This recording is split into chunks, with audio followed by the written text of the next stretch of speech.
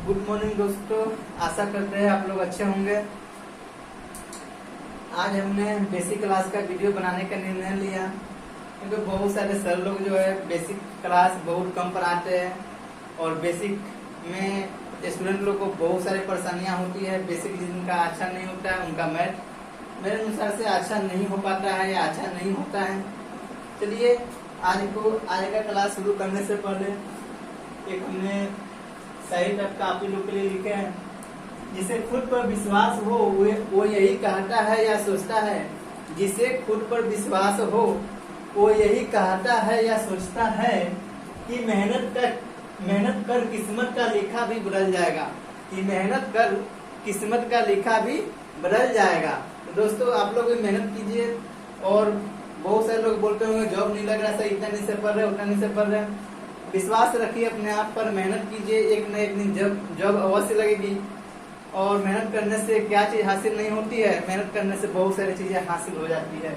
इसीलिए अपने ऊपर विश्वास रखिए और मेहनत करते रहिए अग्रसर।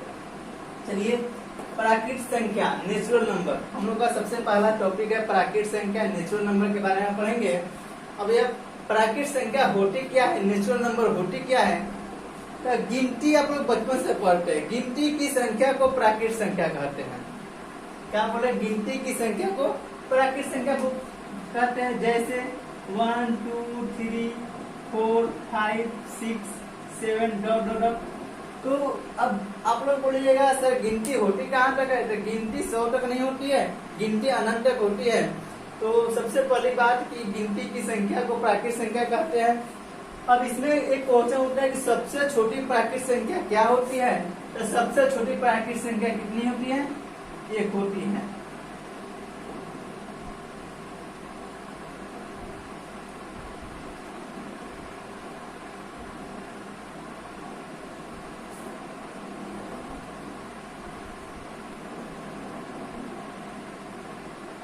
तो सबसे छोटी प्राकृत संख्या कितनी होती है, 1 होती है। अब इसका दो नंबर है पूर्ण संख्या। पूर्ण संख्या क्या होती है। तो प्राकृत संख्या के परिवार में जब शून्य मिला देने से जो समूह बनता है उसी को पूर्ण संख्या कहते हैं। जैसे 0 1 2 3 4 5 6 डॉट डॉट डॉट। अब इसमें एक चीज आएगा कि सबसे छोटी पूर्ण संख्या क्या होगी। तो सबसे छोटी पूर्ण संख्या 0 होगी। और इसमें कोई सोचने वाली बात नहीं है। अब लोग कितना कंफ्यूज हो जाते हैं, 0 होगी या 1 होगी, 0 होगी या 1 होगी। तो इसमें कोई सोचने वाली बात नहीं है। 0 को मिलाकर ही गिनती की संख्या में 0 को मिलाकर ही पूर्ण संख्या का निर्माण होता है। इसीलिए सबसे छोटी पूर्ण संख्या 0 होगी, इसमें कोई शक नहीं। और सबसे बड़ी पूर्ण संख्या पूछेगा तो अनंत इसका जवाब होगा। सम संख्या, इसका इंग्लिश नेम है इवन नंबर। सब वैसी संख्या जिसे 2 से भाग देने पर पूरा कट जाए उसे सम संख्या कहते हैं। जैसे 2 4 6 8 10 12 डॉट डॉट डॉट। बहुत सारी संख्या लिख सकते हैं। जैसे हम लोग बोल सकते हैं 520 भी क्या होगी, सम संख्या होगी। 7552 भी क्या होगी, सम संख्या होगी। तो वह ऐसी संख्या है जिसे 2 से भाग देने पर पूरा कट जाए उसे सम संख्या कहते हैं। अगला नंबर है विषम संख्या और नंबर। तो वैसी संख्या है जिसे 2 से भाग देने पर पूरा न कटे उसे विषम संख्या कहते हैं। जैसे 1 2 3 4 5 6। सॉरी यहाँ पर थोड़ा गलती हो गया। क्या होगा, 1 3, इसमें हो जाएगा आपको 1 3 5 7 9 11 30। इसी तरह डॉट करते करते आगे की ओर बढ़ जाएगी। और पूछा जाएगा सबसे छोटी विषम संख्या क्या होगी। तो सबसे छोटी विषम संख्या होगी 1 और सबसे बड़ी तो अनंत। अब इसके बाद नंबर आता है अभाज्य संख्या का।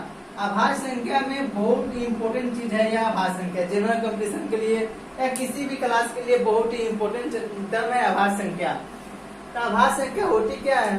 तो वैसी संख्या जो केवल एक और स्वयं से कटे, उसके अलावा किसी और संख्या से न कटे, उसे अभाज्य संख्या कहते हैं। वैसी संख्या जो एक और स्वयं से कटे, उसके अलावा किसी और संख्या से न कटे, उसे अभाज्य संख्या कहते हैं। जैसे में देखिए 2, एक और 2 से ही कटेगा, इसके अलावा किसी और से नहीं कटेगा। उसके बाद देखिए 3 में एक और 3 से ही कटेगा। 5, 7, बोलिएगा सर 9 होगा, तो 9 नहीं होगा, क्योंकि वह 1 से कटेगा, 3 से भी कटेगा और 9 से भी कटेगा, इसीलिए 9 नहीं होगा। 11, 13 इसके साथ आगे बढ़ती चली जाएगी। देखिए 1 से 50 के बीच में कुल कितनी अभाज्य संख्या होती है? तो 1 से 50 के बीच में कुल 15 अभाज्य संख्याएं होती है। अब दूसरा क्वेश्चन यहाँ से बन जाता है, 1 से 100 के बीच में कुल कितनी अभाज्य संख्या होती है? 1 से 100 के बीच में अगर अभाज्य संख्या आप लोग लिखिएगा तो 25 अभाज्य संख्याएं आएगी। उसके बाद तीसरा क्वेश्चन बन सकता है, 50 से 100 के बीच में कुल कितनी अभाज्य संख्या होगी? तो 50 से 100 के बीच में तो कितना होगी? 10 होगी। और 25 से 50 के बीच में कुल कितनी अभाज्य संख्या होगी? इसका जवाब 6 अभाज्य संख्या होगी।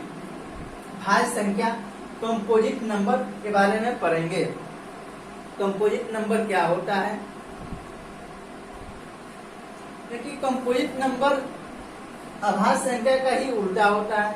वैसी संख्याएं जो एक और स्वयं के अलावा किसी और भी संख्या से कटे, उसे भाज्य संख्या कहते हैं।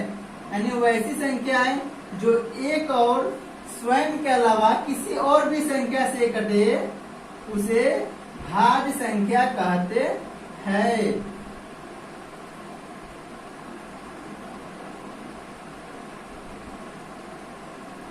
जैसे में देखिए 4, 6, 8, 9, 10, 12, 14, 15। अब सबसे छोटी अभाज्य संख्या की बात कीजिएगा तो सबसे छोटी अभाज्य संख्या 2 होगी। सबसे छोटी अभाज्य संख्या 2 होगी। और सबसे छोटी भाज्य संख्या क्या होगी? तो सबसे छोटी भाज्य संख्या 4 होगी। अब इसके आगे हम लोग पढ़ेंगे अभाज्य संख्या को प्राइम नंबर। यह भी बहुत ही इम्पोर्टेंट टॉपिक है और इससे क्वेश्चन पूछते रहता है। तो यह होती क्या है? तो वैसी संख्या, वैसी 2 संख्याएं जिनका मसर केवल 1 हो, वैसी 2 संख्याएं जिनका मसर 1 हो, उसे अभाज्य संख्या कहते हैं। अब बोला गया वैसी 2 संख्या, तो वैसी 2 संख्या कुछ भी ले लीजिए, 2 संख्या जिनका मसर 1 होना चाहिए, वह अभाज्य संख्या होगी। जैसे हम लिख सकते हैं 3 और 5, दोनों का मसर निकालिएगा तो 6 एक ही आएगा। दोनों का मसर निकालिएगा तो एक ही आएगा। जैसे 7 और 9 का भी मसर निकालिएगा तो एक ही आएगा। उसके बाद 7 और 15 का भी मसर निकालिएगा तो एक ही आएगा। तो वैसी 2 संख्याएं जिनका मसर 1 हो, उसे अभाज्य संख्या कहते हैं। पूर्णांक संख्या क्या होता है? इंटीजर्स।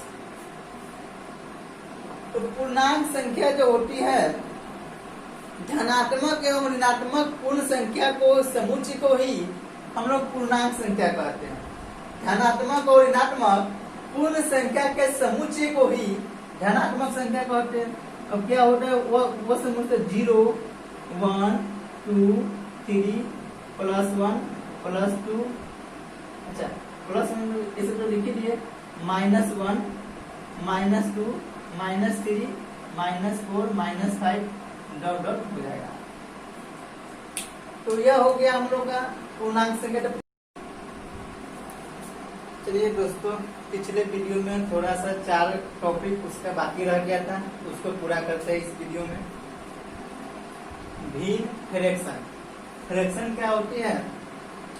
तो वैसी संख्या जिसे हर अंश बाई हर के रूप में लिखा जाए। वैसी संख्या जिसे अंश बटा हर